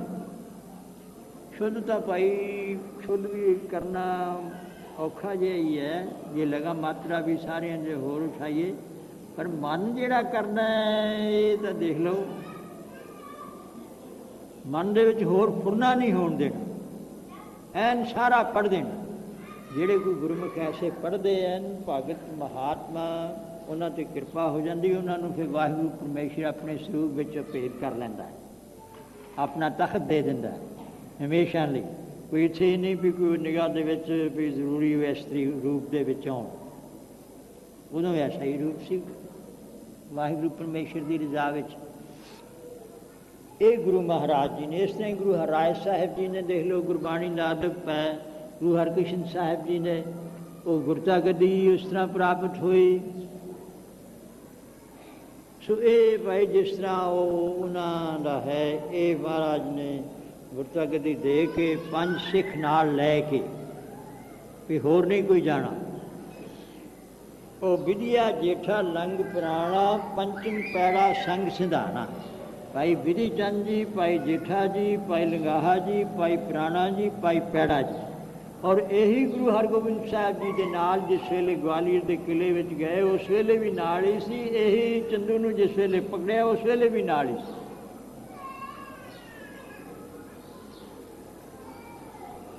ਇਹ ਨਾਲ ਗਏ ਹੈ ਤੇ ਇੱਥੇ ਜਹਾਂਗੀਰ ਆਇਆ। ਇੱਧਰ ਗਰਮੀਆਂ ਦੀ ਰੁੱਤ ਵਿੱਚ ਅੱਗੇ ਕਸ਼ਮੀਰ ਨੂੰ ਜਾਣਾ, ਤੇ ਇਹਨਾਂ ਦੀ ਸਾਜ਼ਿਸ਼ ਤਾਂ ਘੜੀ ਹੋਈ ਸੀ, ਉੱਤੋਂ ਕੁਝ ਦਿਖਾਵਾ ਹੋਰ ਹੁੰਦਾ, ਅੰਦਰੋਂ ਕੁਛ ਹੋਰ ਹੈ। ਆ ਗਏ, ਚਲੋ ਇਹਨਾਂ ਦੀ ਸਕੀਮ ਪਹਿਲਾਂ ਬਣਾਈ ਵੀ ਗੁਰੂ ਅਰਜਨ ਸਾਹਿਬ ਜੀ ਨੂੰ ਬੁਲਾਓ, ਇੱਥੇ ਆ ਕੇ ਜਵਾਬ ਦੇਣ, ਇਸ ਚੀਜ਼ ਦਾ ਉੱਤਰ ਦੇਣ। ਤੇ ਬੁਲਾਇਆ ਗਿਆ। ਤੇ ਇਹ ਜਿਹੜੀ ਜਹਾਂਗੀਰ ਨੇ ਕੁਝ ਗੱਲਾਂ ਇੱਧਰ ਉੱਧਰ ਬਹਾਨੇ ਨਾਲ ਪੁੱਛੀਆਂ ਕਿ ਤੁਸੀਂ ਗੁਰਬਾਣੀ ਸੁਣਿਆ ਇਸ ਤਰ੍ਹਾਂ? ਕਹਿੰਦੇ ਕੋਈ ਚੋਰ ਨਹੀਂ ਹੋਰ ਜਾਂ ਇਸ ਤਰ੍ਹਾਂ ਰੱਖਦੇ। ਕਹਿੰਦੇ ਅੱਛਾ, ਗੁਰੂ ਘਰ ਦੇ ਵਿੱਚ ਇਹ ਵਿਚਾਰ ਹੀ ਨਹੀਂ ਹੈ, ਇੱਥੇ ਤਾਂ ਚੋਰ ਆ ਕੇ ਸਗੋਂ ਸੁਧਰਦੇ ਆ। ਜਿਵੇਂ ਭਾਈ ਵਿਧੀ ਚੰਦ ਜੀ ਇੰਨੀਆਂ ਚੋਰੀਆਂ ਕਰਦੇ ਸੀ, ਉਹ ਐਸੇ ਸੂਰਬੀਰ, ਤੇ ਵਾਹਿਗੁਰੂ ਪਰਮੇਸ਼ਰ ਦੇ ਉਹਨਾਂ ਦਾ ਆਤਮਾ ਨੂੰ ਰੰਗ ਲੱਗ ਗਿਆ। ਸੁੰਦਰਦਾਸ ਵਰਗੇ ਵੀ ਉਹਨਾਂ ਦੀ ਸੰਗਤ ਕਰਕੇ ਉਧਰ ਗਏ। ਤੇ ਫਿਰ ਗੁਰਬਾਣੀ ਦੇ ਵਾਸਤੇ ਵਿਚਾਰ ਹੋਏ, ਕਹਿੰਦੇ ਵੀ ਨਹੀਂ, ਇਹ ਹੋਰ ਕਿਸੇ ਦੀ ਸਿਫਤ ਨਹੀਂ ਹੋ ਸਕਦੀ। ਸਾਡਾ ਕੋਈ ਮੁਸਲਮਾਨਾਂ ਦੇ ਨਾਲ, ਪੈਗੰਬਰਾਂ ਨਾਲ ਕਿਸੇ ਨਾਲ ਵੈਰ ਨਹੀਂ, ਮੁਸਲਮਾਨ ਜਾਤੀ ਦੇ ਨਾਲ ਨਹੀਂ। ਫਰੀਦ ਸਾਹਿਬ ਮੁਸਲਮਾਨ ਹੈ, ਉਹਨਾਂ ਭਗਤ ਹੈ, ਰੱਖਿਆ ਵਿੱਚ, ਇਹਨੂੰ ਕੋਈ ਉਤਰ ਨਾ ਆਇਆ। ਪਰ ਅੰਦਰ ਈਰਖਾ ਜਿਹੜੀ ਉਹ ਤਰੀਕੇ ਦੇ ਨਾਲ, ਤੇ ਚੰਦੂ ਦੇ ਨਾਲ ਗੱਲਬਾਤ, ਉਹ ਕਹਿੰਦਾ ਜੀ ਮੈਂ ਸਭ ਕੁਛ ਕਰ ਲਾਂਗਾ, ਇਸ਼ਾਰਾ ਕਰ ਦਿੱਤਾ, ਚੰਗਾ ਜੀ ਜਾਓ। ਇਹਨੂੰ ਦੇਖ ਲਓ ਆਪਣੇ ਘਰ ਦੇ ਵਿੱਚ ਲੈ ਆਂਦੇ। ਇਸ ਨੂੰ ਇਹ ਈਰਖਾ ਸੀ ਕਿ ਉਧਰ ਘਰ ਦੇ ਵਿੱਚ ਗੁਰੂ ਘਰ ਚੋਂ ਪਿਰਥੀਆ ਜਿਹੜਾ ਸੀ ਉਹ ਗੁਰਤਾ ਗੱਦੀ ਚਾਹੁੰਦਾ ਸੀ। ਸਭ ਮਾਇਆ ਨੂੰ ਬਹੁਤੀ ਉੱਚੀ ਪਦਵੀ ਜਾਂ ਹੋਰ ਚੀਜ਼, ਇਹ ਵੀ ਚੰਦੂ ਦੇ ਨਾਲ ਹੀ ਰਲ ਗਿਆ ਸੀ। ਪਰ ਇਹ ਪਹਿਲਾਂ ਚੜ੍ਹਾਈ ਕਰ ਗਿਆ ਤੇ ਪਿੱਛੋਂ ਮਿਹਰਬਾਨ ਨੂੰ ਵੀ ਸਿਖਾ ਗਿਆ ਵੀ ਇਹ ਨਹੀਂ ਆਪਾਂ ਕੰਮ ਛੱਡਣਾ। ਜਿਹੜਾ ਈਰਖਾ ਦਵੈਸ਼ ਦਾ ਨਾ ਆਸਰੀ ਸੰਪत्ति ਜਿਹੜਾ ਗਿਆਨ ਹੈ, ਇਹ ਪੱਖ ਭਾਰਾ ਹੀ ਰੱਖਣਾ, ਕਿਉਂਕਿ ਇਹ ਵੀ ਕਹਿੰਦੇ ਪਰਮੇਸ਼ਰ ਦੇ ਖੱਬੇ ਪਾਸੇ ਹੈ, ਇਹਨਾਂ ਨੂੰ ਵੀ ਸੱਤਾ ਉੱਥੇ ਹੀ ਮਿਲਦੀ ਹੈ। ਖੇਲ ਤਾਈਓ ਹੋਊਗੀ। ਇਹ ਲੈ ਗਿਆ ਜਿਸ ਵੇਲੇ ਆਪਣੇ ਘਰ ਦੇ ਵਿੱਚ, ਤੇ ਜਿਹੜੇ ਸਿੱਖ ਸੀ ਉਹਨਾਂ ਨੂੰ ਵਿਹੜੀ ਦੇ ਵਿੱਚ ਬਿਠਾਤਾ, ਕਿਉਂਕਿ ਘਰ ਲੰਬੇ ਚੌੜੇ ਹੁੰਦੇ ਆ। ਇਹਨਾਂ ਨੇ ਵੀ ਉਹੀ ਥੋੜ੍ਹਾ ਵੀ 2-4 ਕਮਰੇ ਹੈ, ਵੱਖਰੇ ਥਾਂ ਬੈਠਣ ਵਾਸਤੇ ਵੀ ਹੁੰਦੇ ਆ ਘਰਾਂ ਵਿੱਚ। ਹੋਰ ਇਹਨਾਂ ਦੇ ਵਜ਼ੀਰਾਂ ਅਮੀਰਾਂ ਦੇ ਕੋਈ ਆਇਆ ਗਿਆ, ਉੱਥੇ ਉਸ ਵਿਹੜੀ ਜਿਹੀ ਦੇ ਵਿੱਚ ਜਿੱਥੇ ਇਹਨਾਂ ਨੂੰ ਕੋਈ ਬੈਠਣ ਬੁੱਠਣ ਦਾ ਵੱਖਰਾ ਥਾਂ ਸੀ, ਉੱਥੇ ਬਿਠਾਏ। ਤੇ ਇੱਕ ਇਸ ਦੇ ਘਰ ਦੇ ਵਿੱਚ ਹੀ ਵਾਹਿਗੁਰੂ ਪਰਮੇਸ਼ਰ ਦੀ ਐਸੀ ਨੇਤ ਵੇਖ ਲਓ। ਇਸ ਦੇ ਘਰ ਦੇ ਵਿੱਚ ਇਸ ਦੇ ਲੜਕੇ ਨੂੰ ਇੱਕ ਗੁਰਸਿੱਖ ਪ੍ਰੇਮੀ ਸ਼ਰਧਾਲੂ ਸੀ ਗੁਰੂ ਘਰ ਦਾ, ਉਹਦੀ ਲੜਕੀ ਵਿਆਹੀ ਹੋਈ ਸੀ, ਥੋੜ੍ਹਾ ਹੀ ਸਮਾਂ ਹੋਇਆ ਸੀ, ਤੇ ਉਹ ਬੜੀ ਭਗਤੀ ਕਰਦੀ ਸੀ, ਬਹੁਤ ਸ਼ਰਧਾ ਸੀ ਗੁਰੂ ਘਰ ਦੀ। ਕਿਉਂ ਇਹਦੀ ਸਾਖੀ ਵੀ ਨਾਲ ਹੀ ਆਉਣੀ ਇਸ ਦੇ। ਇਹ ਉਹਨਾਂ ਨੂੰ ਸਿੱਖਾਂ ਨੂੰ ਕਹਿਣ ਲੱਗਾ ਵੀ ਇਹਨਾਂ ਨੂੰ ਸਿਪਾਹੀਆਂ ਨੂੰ ਕਿਹਾ ਵੀ ਇਹਨਾਂ ਨੂੰ ਬੰਨੋ, ਰੱਸੇ ਪਾ ਕੇ ਬੰਨ੍ਹ ਦਿਓ, ਇੱਥੇ ਨੂੜ ਕੇ ਸੁੱਟ ਦਿਓ। ਤੇ ਗੁਰੂ ਅਰਜਨ ਸਾਹਿਬ ਜੀ ਨੂੰ ਬਿਠਾ ਕੇ ਕਹਿੰਦਾ ਵੀ ਹੁਣ ਦੱਸੋ, ਇਹ ਗੱਲ ਇੱਕੋ ਹੀ ਹੈ ਵੀ ਮੇਰੀ ਇੰਨੀ ਬਹੁਤ ਨਿਰਾਦਰੀ ਹੋਈ ਹੈ ਦੁਨੀਆ ਦੇ ਵਿੱਚ, ਮੇਰੀ ਲੜਕੀ ਦਾ ਕਿਸੇ ਨੇ ਸਾਕ ਨਹੀਂ ਲੈਣਾ, ਉਹਦਾ ਰਿਵਾਜ ਐਸਾ ਹੀ ਹੋਊਗਾ, ਬਦਲਦੇ ਰਹਿੰਦੇ ਹੈ ਜਾਂ ਇਹਨਾਂ ਦੇ ਵਿੱਚ ਹੋ ਹਿੰਦੂਆਂ ਦੇ ਵਿੱਚ, ਤੇ ਇਸ ਕਰਕੇ ਤੁਸੀਂ ਇਹ ਪ੍ਰਵਾਨ ਕਰ ਲਓ। ਤੇ ਨਹੀਂ ਇਹ ਮੰਨੋਗੇ ਤੇ ਦੂਸਰੇ ਪਾਸੇ ਫਿਰ ਤੁਹਾਨੂੰ ਬਹੁਤ ਮੈਂ ਦੰਡ ਸਰੀਏ ਦੇਵਾਂਗਾ, ਮੇਰੇ ਕਾਬੂ ਵਿੱਚ ਆਏ ਹੋ, ਔਰ ਸਾਰੇ ਬਦਲੇ ਚੰਗੀ ਤਰ੍ਹਾਂ ਲਊਂਗਾ। ਜਿਹੜਾ ਕੋਈ ਮੈਨੂੰ, ਮੈਂ ਸੁਣਿਆ ਵੀ ਮੈਨੂੰ ਇਹ ਤੁਸੀਂ ਕਿਹਾ ਵੀ ਇਸ ਤਰ੍ਹਾਂ ਕਰਕੇ ਕੁੱਤੇ ਵਾਂਗੂ ਭੌਂਕਦਾ ਹੈ, ਸਤਿਗੁਰੂ ਸਾਹਿਬ ਜੀ ਨੇ ਕਿਹਾ, ਅਸੀਂ ਤਾਂ ਨਹੀਂ ਕਿਹਾ, ਇਹ ਕਿਸੇ ਸਿੱਖ ਨੇ ਕਿਹਾ ਹੋਊਗਾ। ਪਰ ਜੇ ਕਿਸੇ ਸਿੱਖ ਨੇ ਕਿਹਾ ਵੀ ਤੈਨੂੰ ਹੰਕਾਰੀ ਜਾਣ ਕੇ, ਤੇ ਅਸੀਂ ਸਿੱਖ ਦਾ ਵੀ ਆਪਣੇ ਤੇ ਹੀ ਰੋਕਦੇ। ਇਹ ਗੱਲ ਹੁਣ ਕਦੇ ਨਹੀਂ ਹੋ ਸਕਦੀ। ਸੰਗਤ ਦਾ ਬਚਨ ਜਿਹੜਾ ਅਸੀਂ ਇਹ ਟਲ ਰੱਖਾਂਗੇ ਵੀ ਇਹਦਾ ਸਾਕ ਨਹੀਂ ਲੈਣਾ, ਤੇ ਤੂੰ ਜੋ ਕੁਝ ਕਰਨਾ, ਜਿਹੜੇ ਅਪਸ਼ਬਦ ਬੋਲਦਾ ਹੈ, ਖੋਟੇ ਬਚਨ ਬੋਲਦਾ ਹੈ, ਤੇ ਇਹਦਾ ਫਲ ਆਪ ਭੋਗੇਗਾ। ਉਧਰ ਦੇਖ ਲਓ ਸ੍ਰੀ ਗੁਰੂ ਗ੍ਰੰਥ ਸਾਹਿਬ ਮਹਾਰਾਜ ਜੀ ਨੂੰ ਹਮੇਸ਼ਾ ਵਾਸਤੇ ਅਟਲ ਸਰੂਪ ਸੰਗਤਾਂ ਦੇ ਉਧਾਰ ਵਾਸਤੇ, ਤੇ ਇੱਧਰ ਜਿਹੜਾ ਬਚਨ ਹੋ ਗਿਆ ਉਹ ਪੂਰਾ ਕਰਨ ਵਾਸਤੇ। ਫਿਰ ਇਹਨੇ ਕਿਹਾ ਵੀ ਚੰਗਾ ਹੁਣ ਤੋਂ ਇਹਨਾਂ ਨੂੰ ਦੇਖ ਲਓ ਵੀ ਗਰਮੀ ਦੀ ਰੁੱਤ ਜੇਠ ਦੇ ਵਿੱਚ ਆਉਂਦਾ ਹੁੰਦਾ, ਪਰ ਉਹ ਥਿੱਤਾਂ ਦੇ ਅਨੁਸਾਰ ਵੀ ਜੇਠ ਸੁਦੀ ਚੌਥ ਜਿਹੜੀ ਉਹ ਚੜ੍ਹਦੇ ਹਾੜ ਦੇ ਵਿੱਚ ਆ ਗਈ ਹੈ, ਵੀ ਅੱਗੇ ਪਿੱਛੇ ਹੁੰਦੇ ਰਹਿੰਦੇ ਹੈ ਥਿੱਤਾਂ ਦੇ ਅਨੁਸਾਰ। ਤੇ ਬਹੁਤ ਗਰਮੀ ਦਾ ਮੌਸਮ ਹੈ, ਕਈ ਵਾਰੀ ਵਰਖਾ ਹੋਵੇ ਤਾਂ ਥੋੜ੍ਹਾ ਹੁੰਦਾ, ਨਹੀਂ ਤਾਂ ਬਹੁਤ ਖੁਸ਼ਕ ਰੁੱਤ ਵੀ ਹੁੰਦੀ। ਔਰ ਪਾਣੀ ਦੇਖ ਲਓ ਆਪਾਂ ਕਿੰਨੀ ਵਾਰੀ ਵਰਤਦੇ ਹਾਂ ਦਿਹਾੜੀ 'ਚ, ਹੋਰ ਵੀ ਖਾਣ ਪਾਣ, ਤੇ ਨਾ ਭਾਈ ਅਸੀਂ ਤਾਂ ਵਰਤੀਏ ਤਾਂ ਉਹੀ ਸਮਾਪਤ ਹੋ ਜਾਈਏ। ਉਹ ਜਿਵੇਂ ਅੱਜ ਦੇ ਦਿਨ ਹੀ ਆ ਜਿਹੜਾ ਅੰਮ੍ਰਿਤਸਰ ਸਾਹਿਬ ਦਾ ਹੋਇਆ ਵਾਕਿਆ, ਐਸਾ ਹਾਦਸਾ, ਤੇ ਉਹ ਜਿਹੜੇ ਸਰਾਂ ਦੇ ਵਿੱਚ ਇੱਕ ਕਮਰਾ ਸੀ, ਉਸ ਦੇ ਵਿੱਚ ਪਤਾ ਨਹੀਂ ਕਿੰਨੇ ਸੈਂਕੜੇ, 2-3 ਸੈਂਕੜੇ ਬਾਹਰੋਂ ਸੰਗਤਾਂ ਆਈਆਂ, ਮਾਈ ਭਾਈ ਵਿੱਚੇ ਹੀ। ਤੇ ਉਹ ਜਿਸ ਵੇਲੇ ਅਟੈਕ ਕੀਤਾ ਤੇ ਉਹਨਾਂ ਨੇ ਘੇਰੇ ਵਿੱਚ ਲਿਆਂਦੇ, ਅੰਦਰ ਬੰਦ ਕਰ ਦਿੱਤੇ, ਤੇ ਜਿਸ ਵੇਲੇ ਅਟੈਕ ਹਟਿਆ ਦੇਖਿਆ ਤੇ ਸਭ ਸਮਾਪਤੀ ਨਿਕਲੀ। ਮਤਲਬ ਪਾਣੀ ਤੋਂ ਬਿਨਾਂ ਇੰਨੀ ਲੋੜ ਹੈ ਕਿ ਅਸੀਂ ਤਾਂ ਸਮਾਪਤੀ ਹੋ ਜਾਈਏ ਜਾਂ ਬੇਸੁਰਤ ਹੋ ਜਾਈਏ। ਉਸ ਦੇ ਉੱਤੇ ਵੀ ਇਹਨਾਂ ਨੂੰ ਅੰਨ ਪਾਣੀ ਬਿਲਕੁਲ ਨਾ ਦਿਓ। ਹੁਣ ਆਪੇ ਔਖੇ ਹੋ ਕੇ ਜੇ ਕਰਕੇ ਇਹ ਮੰਗਣ ਪਾਣੀ ਜਾਂ ਹੋਰ ਚੀਜ਼ਾਂ, ਤਾਂ ਫਿਰ ਮੈਨੂੰ ਦੱਸੋ। ਚਲੋ ਇਹ ਕਹਿੰਦੇ 8 ਪੈਰ ਵਾਸਤੇ ਤੈਨ ਤਗੜੇ ਪਹਿਰੇ ਲਾਓ, ਤੇ ਫਿਰ ਇਸ ਤਰ੍ਹਾਂ 8 ਪੈਰਾਂ ਦੇ ਪਿੱਛੋਂ ਇਹ ਫਿਰ ਆਇਆ। ਕਹਿੰਦੇ ਕਿਵੇਂ ਗੱਲਬਾਤ ਹੈ? ਕਹਿੰਦੇ ਠੀਕ ਹੈ। ਸਤਿਗੁਰੂ ਸਾਹਿਬ ਜੀ ਨੇ ਬਹੁਤਾ ਬੋਲੇ, ਉੱਚਾ ਉੱਚਾ ਬੋਲਣ ਲੱਗਾ। ਸਤਿਗੁਰੂ ਸਾਹਿਬ ਜੀ ਨੇ ਸਾਰੇ ਉੱਤਰ ਦਿੱਤੇ। ਕਹਿੰਦੇ ਮੈਂ ਤੁਹਾਡੇ ਨਾਲ ਬਹੁਤ ਬੁਰਾ ਵਰਤਾਓ ਕਰਾਂਗਾ, ਤੁਹਾਨੂੰ ਤੱਤੀਆਂ ਤਵੀਆਂ 'ਤੇ ਬਿਠਾਵਾਂਗਾ, ਉਬਲਦੀਆਂ ਦੇਵਾਂ ਦੇ ਵਿੱਚ ਵੀ ਬਿਠਾਵਾਂਗਾ, ਇਹ ਹੋਣਗੇ ਤੇ ਮੰਨ ਜਾਓ। ਕਹਿੰਦੇ ਇਹ ਨਹੀਂ ਹੋ ਸਕਦਾ। ਚਲੋ ਜੀ, ਇਸਨੇ ਆਪਣੇ ਸਾਹਮਣੇ ਹੀ ਕਹਿ ਕੇ ਉਸ ਵੇਲੇ ਕਹਿੰਦੇ ਚੰਗਾ ਫਿਰ ਤੇ ਗਰਮੀ ਦੀ ਰੁੱਤ ਹੈ, ਦੇਗ ਲੈ ਆਓ, ਦੇਗ ਦੇ ਵਿੱਚ ਪਾਣੀ ਪਾਇਆ ਤੇ ਪਾਣੀ ਨੂੰ ਉਬਾਲ ਦਿਓ ਪਾਣੀ ਨੂੰ, ਤੇ ਕਹਿੰਦੇ ਵਿੱਚ ਬੈਠ ਜਾਓ। ਬੈਠ ਕੇ ਗੁਰੂ ਮਹਾਰਾਜ ਜੀ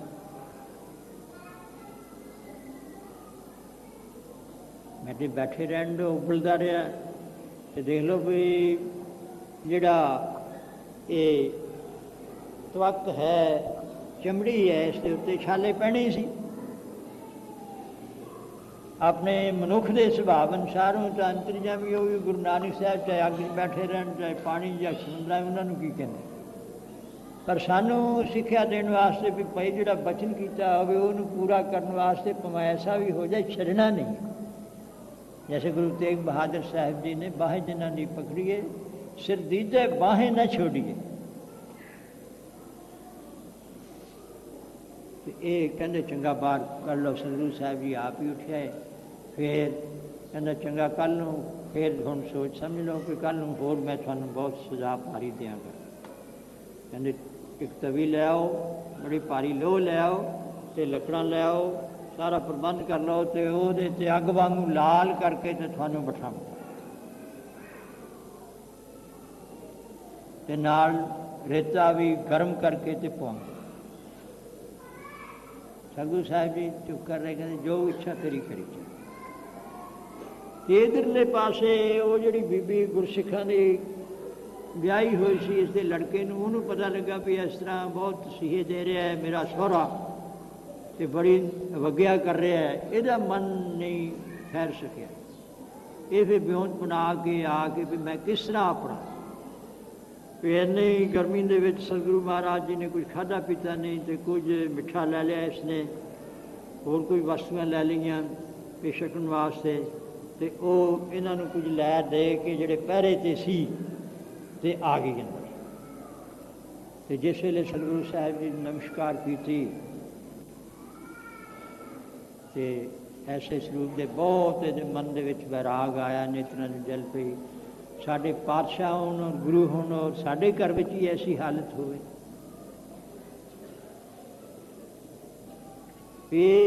निगरन के योग है नाश होने के योग है। अपने मन च भी मैं नहीं इतने जिथे इन्ने तसीहे या होर कोई मैं नहीं इस घर के अपनी जिंदगी नूं रखना चाहता ये पर नहीं करते। कहते आप बीबी किस तरह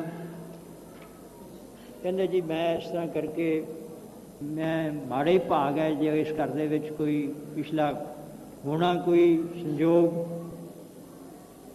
तो इत्थे हो गया तो मैं तो इस करके आई भी आप अंगीकार करो। मिठा जल है तो कुछ खाण पीण की वस्तु है। सतगुरु साहब जी ने कहा भी असी परण कर चुके हैं ये दुष्ट के चाहेगा भी तेरे घर का उदों तो जिन्हें कहने मैंने खाण पीना भी तेरे घर का असी खाना ही पीना ही नहीं फिर हुण नहीं। कहते जी फिर मेरे करके तुसी मैं तो सिख दी लड़की हाँ। कहते नहीं बस ठीक है सानू आ गया तुसी जाओ तो चलो चलेगी वापस। फिर भी आ गया तीसरे दिन तो उस तरह सतगुरु साहब जी के नाल बचन विलास हुए। सतगुरु साहब जी ने वेख्या भी अडोल ने कहते चंगा लो जी गर्म करो एन जिस वेले अग वर्गी लाल गर्म हो गई तो कहते सतगुरु साहब ने इन्होंने बिठाओ। सतगुरु साहब जी आप ही चरणों के नाल चल के उत्ते खड़ो गए तो इस तरह प्रतीत होवे भी जिस तरह अग के उत्ते हुण सड़ा एन लाल सुरख लोहा होवे तो एकदम मास सड़दा है। पर एन सतगुरु साहब जी अडोल उस तरह ही अपने सैसरूप दे विच स्थित होए टिके हुए हैं। इन क्या भी चंगा फिर उतों सतगुरु साहब जी आ गए। फिर इसने कहा चंगा फिर रेता गर्म करो यो नहीं। फिर रेता गर्म करके कड़ाही दे विच इन्हों धुप्पे रेते से बिठा के उत्ते रेता पाओ। ऐसा भी किया गया। इस तरह असह ते कह कष्ट दिते गए सतगुरु साहब जी ने पर मने नहीं। एक बारी फिर जो 3-4 दिन हो गए इस तरह तसीहे दिंदियां दे तां एक बारी इस बीबी ने फिर उद्यम किया। चलो कुछ बेनती करके भी जान लो कुछ दे के लालची हुंदे ने अंदर चले गई। तो सतगुरु साहब जी कहते जी मैं तो इस घर दे विच फिर अपना शरीर नहीं रखना चाहती इन्ने जिथे तुसीं। सतगुरु साहब जी ने कहा बीबी कोई नहीं बस हुण समा जिहड़ा वो नेड़े आ चुका है जिहड़ा पाना वरताउणा सी वो वरत गया भी आ समा होऊगा साढ़े ज्योति जोत समाउण दा तो तैनूं पता लग जाएगा तो तू उस वेले सुखैन ही शरीर छड्ड के साडे नाल चले। बीबी चले गई। इसे तरह ही होया जिस वेले सतगुरु महाराज जी ज्योति जोत समाए है तो उधर जी ये बीबी सी वो भी श्री जपजी साहिब जी का इन्हू पता लग गया, पाठ करके तो अपना शरीर छड़ के जी जोत आत्मा जीव है ना वो गुरु अर्जन साहिब महाराज जी के स्वरूप के नाल ही फिर इसने फिर अखीर से कहता भी ये बड़े धर्म के पक्के है, ये नहीं इस तरह मनणगे कि कोई ऐसा कारण इन्होंने धर्म का डर पै दिओ तो देख लो ये खतरियां हिंदू ही ने भी ये गऊ जी है इनू मारना माड़ा समझे, हथ लाउणा भी मरे जो या होर जो। इसने कहा भी चंगा हुण तुसीं नहीं इस चीज़ नूं मनदे ते कल नूं तुहानूं ऐसा मैं करांगा भी कोई नवीं गऊ जड़ी मरवा के ते ओदा पोष लहा के ते फिर ओदा शरीर ओदे विच मड़ांगे तो तुहानूं धुप्पे बिठाया जाऊगा। क्यों सुंगड़ेगा जिस तरह सुंगड़ेगा फिर उस तरह समाप्त कर देंगे। सतगुरु साहब जी चुप कर रहे, फिर ये आया अपने समय ते कहने दसो। सतगुरु साहब जी ने बहुत सारे बचन कहे, कहते दिओ उत्तर, कहते भी इसका उत्तर लै हुण असीं दे दिंदे हैं भी असीं कई दिन हो गए जल पानी अन्न पानी तो बिना और गर्मी की रुत है तो असीं जरा दरिया नाल ही वगदा है भी उत्थे जाके कोई अपने जल की वरतों करके या सावधान हो के पंज इशनाना करके तो फिर तेनों उतर देंगे। यदा मन भी इस तरह हो गया, कहते ठीक है हुण तां नेड़ आ गया, कुछ नहीं देना, कहते चंगा। पर कहते किस तरह तरीके दे नाल जान भी लोग जिहड़े सिख होर बहुत भड़कणगे देखणगे या कोई लड़ाई पढ़ाई दंगा शुरू हो जाए, क्योंकि बाहर तो इन्हों ने गल निकल नहीं दी सी ते जिहड़े सिख वो अपनी हालत वेख के बहुत सहार नहीं सी सकते ते जोर भी लाउंदे सी ते ये उन्होंने डांगा मरवाउंदा सी। सतगुरु साहिब जी ने कहा तुसीं क्यों इउं करदे हो, ये साडी चीज़ च दखल ना दिओ। तो गुरु तेग बहादुर साहब जी ने तो कहता भाई जिन्होंने साडे नाल जाना वो साडे इस गल दे विच अनुसार होना रहू पऊगा। इस वेले कहे भी चंगा, कहते पंजे सिख साडे नाल भेज दिओ, कहते चंगा चले जाओ। ते अपने पैरों दे विच भेज दिते कि भाई उत्थे बहुता टाइम नहीं लाउणा है, बस इन्ना जिन्ना कि ये जल वरतना चाहुंदे या होर ते आके फिर लै वापस नेड़े ही है। देख लो डेरा साहब ना है उस स्थान का जिथे गुरु महाराज नूं ये सारे तसीहे ते नाल ही दरिया वगदा सी। उस वेले थोड़े जे कदमां दे उत्ते ते गुरु महाराज गए, पंजे सिख नाल हन। सतगुरु महाराज जी ने जाके जो चंगी तरह अपने मुखार बिंदे ताई इशनान करवाया है, जो पंज इशनाना किया है, तो फिर सतगुरु महाराज कहने बस ठीक है भाई हुण असीं जो कुछ करना सी कर लिया, हुण ज्योति जोत समाना चाहुंदे हैं। ते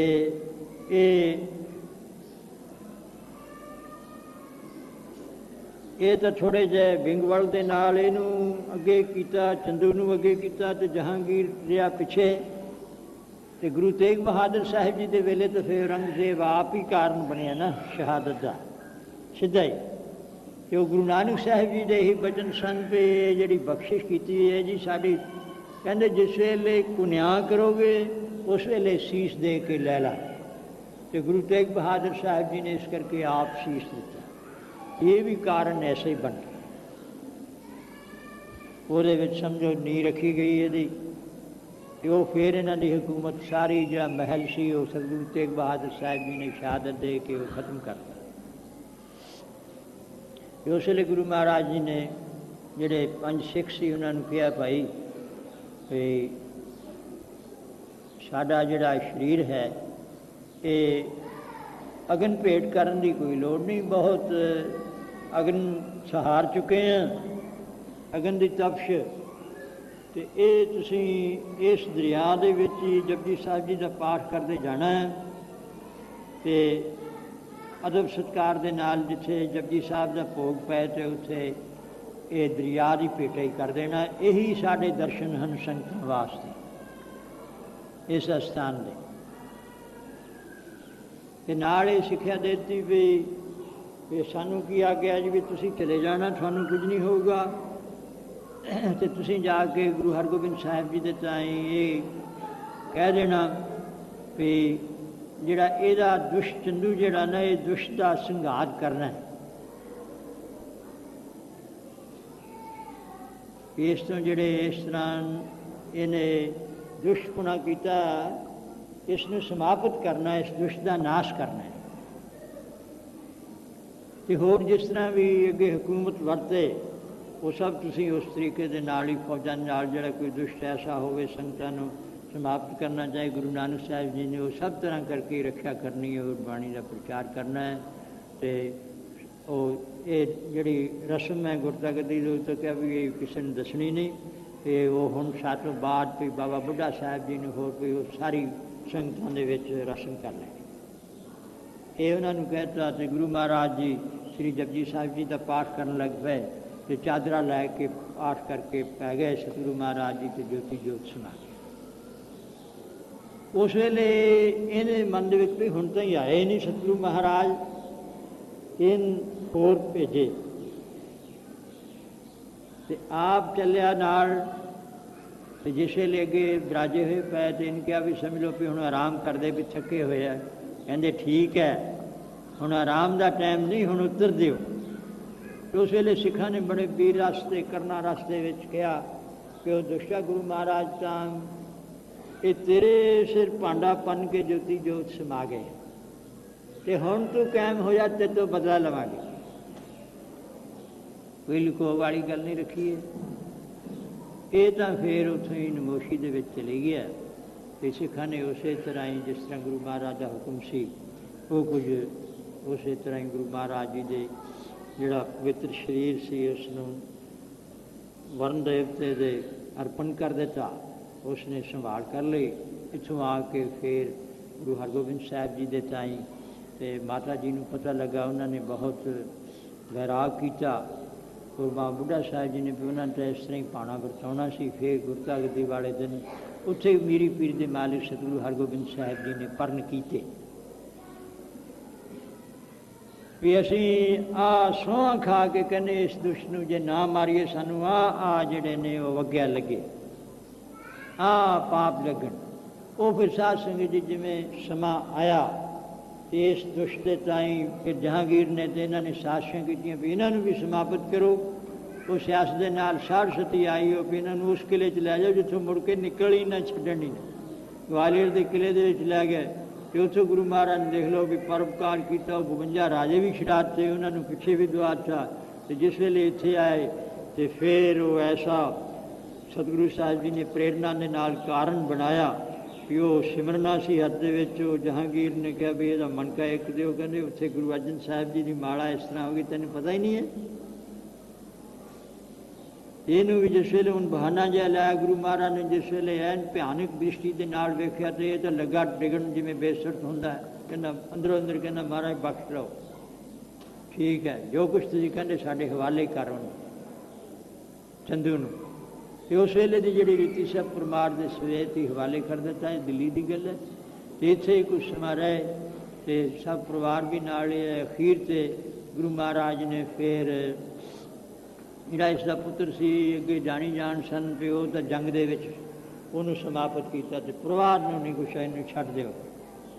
तो सिखां नूं है कि इनूं भी ना छड्ड देण। महाराज दयालू ने भी महाराज तुहाडी मैं शरण आ, असीं तां भुल्लण आ रहा तो फिर पहरा रखे। पर सतगुरु साहिब जी ने फिर इसनूं लिया के देख लो भई अमृतसर साहिब दे विच आए पहलां इत्थों फिर उत्थे जिथे भाणा वरताया सी उत्थे सारे लोगों के सामने फिर यदि ऐसी शरीर की दुर्दशा हुई जैसा इसने आप ही कुकर्म उपद्रव महान पाप किया सी। तो जिहदे हथों रेता पवाया सी उसके कड़छे के नाल उसने पेट विच मर गए तो उत्थे इहदियां आंदरां निकल के समाप्त हो गई। तो इस तरह सतगुरु महाराज जी की भाई जी शहादत है पूरे उसके जोड़े कौतुक हैं वाहिगुरू परमेश्वर के उही जाने जान हैं जिस तरह करना है। पर भगतां नूं सिक्ख्या देने वास्ते ते जिस वेले शहादत का समा सी उस वेले मियाँ वीर भी आए, सिद्ध लोग भी आए, भगत लोग भी आए, क्योंकि जोड़े परमेश्वर की चरण शरण दे विच रहिंदे है तो उन्होंने सिद्धा ने कहा भी सानू आग्या दे असीं ये तख्तां बूझा कर देने इन्नी शक्ति है। कहते नहीं भाई ये नहीं है, वो वाहिगुरू की रजा दे विच जो कुछ वरतना ये असीं भगतां नूं भगती करन वाले नूं रजा विच ये ना भी वो छेती दे नाल ही घबरा के ऐं हो जाए ये भाणा मनना सिखाउणा है। ते मियाँ मीर दे ताईं कहा सी भी वो कहंदा मैं नहीं सहार सकदा, कहते भाई जी ब्रह्म ज्ञानी है उन्होंने तो कोई फुरना ही नहीं है, वो तो सब ब्रह्म दृष्टि है, कोई है नहीं दूसरा तो तेनों क्यों फुरना हो रहा। ये हाली कचियाई है ब्रह्म ज्ञान दे विच कि ब्रह्म ज्ञानी के धीरज क्यों बसदा भी कोई फुरना कुछ कहना ही नहीं। ते नाल भाई दुष्टां दे ताईं इस तरह जैसी जैसी सृष्टि की व्यवस्था है राजसी तामसी शांत की और भगती करने वाले दी व्यवस्था हैं ऐसे ही सतगुरु महाराज सारिਆਂ ਦੇ ताईं ही आप गुरु स्वरूप गुरबाणी स्वरूप सिक्ख्या दिंदे हुए तो वो भी ब्रह्म ज्ञानी भाई वो नहीं कहा भी असी हैं वो सब कुछ वरता के दिखा। ये है सतगुरु साहिब जी के चरज कौतुक। तो ऐसे हाड़ के महीने असार मंदा पंदा तिस लगे हर नाहो न जिन्ना पास भाई जिन्हों दे है तो रब अंदर ही है घट घट अंतर सरमन अंतर जी हर एक को पुरुष समान, पर जिन्हों दे ताईं अज्ञान पिया होया मन दे विच हृदय दे विच हौमे करके, क्योंकि हौमे दे थां नहीं वाहिगुरू रहिंदा, जिथे हौमे दूर हो जाए फिर उत्थे वाहिगुरू ही। जिस तरह भगत रविदास जी ने कहा कि जाहूँ करी जब हम होते तब तू नाही, अब तू ही मैं नाही, अनलगम जैसे लहर मैं ओदद जल केवल जल माही। जिस वेले असी हंगता ममता के समेत होने उस वेले वाहिगुरू तुसी नहीं होते। इसने जाहों करी तो तू ना है तू हो मैं हो ना है, बूझो ज्ञानी बूझना ये कथ कथा मन माहे। ये कथन तो रहत परे दी तिना गुणा दी अतीत वाहिगुरू है, उसकी कथा भी ऐसी निराली है। तिहाड़ का महीना भाई ये हृदय है, आकाश वांग है, ये बुद्धि धरती है, अज्ञान सूरज है, राग द्वेष उसदियां किरणां हैं, उस दे नाल तप रहा है वकारां दी तपश दे नाल। ते जिन्ना चिरे वकारां दे फुरने हैं तो होर इच्छावें उन्ना चिरे तपश नहीं हट सकती। वकारां च प्रवृत्त भी होई जाओ, खाण पीण दीयां चीज़ां च प्रवृत्त होई जाओ, भोगां दे विच प्रवृत्त होई जाओ, इस्तरी पुरख पे तृप्ति नहीं आ सकती। तृप्ति तो फिर ये नाल तो वधदी जाएगी, अग्नि अखीर ते समाप्त हो जाता, वासना उस तरह ही रह जांदियां ते फिर मुड़ के होर जूना च जांदा है, उसे विषयां दे भोगां च लगदा है, नरकां दे विच पैंदा है। इस तरह 84 लख जून दे विच दुख ही दुख पाउंदा है। हर ना हो न जिन्ना पास नाम जपदियां शांति आएगी हृदय दे विच, ये तपश मिटेगी ते रस वाहिगुरू दे ये नाम दा फिर रस आवेगा ते फिर उसके अंदर हौमे दूर हो के सहज अवस्था होगी, ज्ञान की अवस्था होगी, फिर वो वाहिगुरू परमेश्वर साक्षात हो जाएगा। जिहड़ा एक ओंकार सतनाम करता पुरख वो निरवैव है और सारे व्यापक है, सुख स्वरूप है, सत स्वरूप है, उस तो काल तो रहत स्वरूप है। उत्थे फिर कोई चीज़ पाई हो ही नहीं सकती, ना कोई ठंड ना गर्मी या होर न वकारा नहीं उत्थे तपश है। हर ना हो न जिन्ना पास जग जीवन पुरख त्याग कै मान संधि आस। ये तपश उन्होंने ही लगती है भी वाहिगुरू जिहड़ा जगत का जीवन पुरख व्यापक सर्व शक्तियां का मालिक है, सब देना देने वाला है। मानव संधि ते मनुख की आस जिन्होंने रखी हुई है। शायद ये मनुख शरीर तो ही, वो शरीर चंगा, वो तो ही तृप्ति आएगी, दूसरे तो तृप्ति आएगी, या वो सानू वस्तुआं देगा तो तृप्ति आएगी। ना वाहिगुरू दे लड़ लगिए ते ओदा कथन करिए ते वाहिगुरू इन्नी दात देगा, देंदा दे लैंदे थक पाए। जे फुरना भी होगा भी आ चीज़ मिले, पर ਉਹਦੇ ਵਿੱਚ ਜੇ ਖਚਤ ਹੋ ਜਾਾਂਗੇ ਵਾਹਿਗੁਰੂ ਨੂੰ ਫੇਰ ਭੁਲਾ ਦੇਾਂਗੇ। ਕੀਤੇ ਕੋ ਮੇਰੇ ਸਮਾਨੇ ਕਰਨ ਹਾਰ ਤਿਰ ਜਾਣੇ, ਫਿਰ ਉਹੀ ਦਸ਼ਾ ਹੋਏਗੀ। ਕਿਉਂਕਿ ਪਦਾਰਥ ਤੋਂ ਸਮਾਪਤ ਹੋਣ ਵਾਲੇ ਸਰੀਰ ਵੀ ਸਮਾਪਤ ਹੋਣ ਵਾਲਾ। ਇਸ ਕਰਕੇ ਸੱਚਾ ਸਤਿਗੁਰ ਛੱਡ ਕੇ ਮਨੁੱਖ ਹੋਏ ਬੰਦੇ ਦਾ ਬੰਦਾ। ਤੇ ਗੁਰੂ ਸਾਹਿਬ ਜੀ ਦੇ ਵਚਨ ਹਨ ਕਿ ਮਾਨਵ ਕੀ ਟੇਕ ਬਿਰਥੀ ਸਭ ਜਾਨ, देवन को एक भगवान, जिसके दिए रहे अघाए, बहुत न तृष्णा लागे आए। ये तृष्णा की अग नहीं लगी, तृष्णा की तपश जिहड़ी है वो नहीं इस ताईं पोएगी। जो है पाए बगुचीए गल पई सजम की फास। वाहिगुरू नूं छड्ड के ਤੇ ਵਾਹਿਗੁਰੂ ਦੀ ਲਿਵ ਨਾਮ ਨਾਲ ਲੱਗਦੀ ਹੈ, ਲਿਵ ਨਾਲ ਦੁਬਦਾ ਦੂਰ ਹੋਣੀ ਹੈ। ਇਹ ਦੁਬਦਾ ਦ્વੈਤ ਭਾਵ ਦੇ ਵਿੱਚ ਤਾਂ ਫਿਰ ਖਰਾਬ ਹੀ ਹੋਈਦਾ ਹੈ। ਆ ਸਭ ਦ્વੈਤ ਭਾਵ ਦੇ ਵਿੱਚ ਹੀ ਮਾਇਆ ਦੂਜਾ ਭਾਵ ਲਾਉਂਦੀ ਹੈ। ਮਾਇਆ ਜਿੱਥੇ ਉਸਦੇ ਭਾਵ ਦੂਜਾ ਲਾਇਆ ਵੀ ਪਹਿਲਾਂ ਤਾਂ ਮਾਇਆ ਦੇ ਪ੍ਰਭਾਵ ਦੇ ਨਾਲ ਅਸੀਂ ਭੁੱਲਦੇ ਹਾਂ ਵਾਹਿਗੁਰੂ ਨੂੰ। ਵਾਹਿਗੁਰੂ ਕਿਵੇਂ ਭੁੱਲਦਾ ਹੈ? ਵਾਹਿਗੁਰੂ ਯਾਦ ਕਿਵੇਂ ਆਉਂਦਾ? ਜੇ ਉਸਦਾ ਨਾਮ ਲਈਏ ਵਾਹਿਗੁਰੂ ਯਾਦ ਆਉਂਦਾ ਹੈ, ਵਾਹਿਗੁਰੂ ਵਾਹਿਗੁਰੂ। ਅਤੇ ਜਾਂ ਕੋਈ ਹਰ ਰਾਮ ਗੋਬਿੰਦ ਗੋਬਿੰਦ ਗੋਬਿੰਦ ਗੋਬਿੰਦ ਗੋਬਿੰਦ ਸੰਗ ਨਾਮ ਦਿਓ ਮਨ ਲੀਨਾ। ਉਹ ਫਿਰ ਜਦੋਂ ਭੁੱਲਦਾ ਹੈ ਤੇ ਫਿਰ ਦੂਜੇ ਪਾਸੇ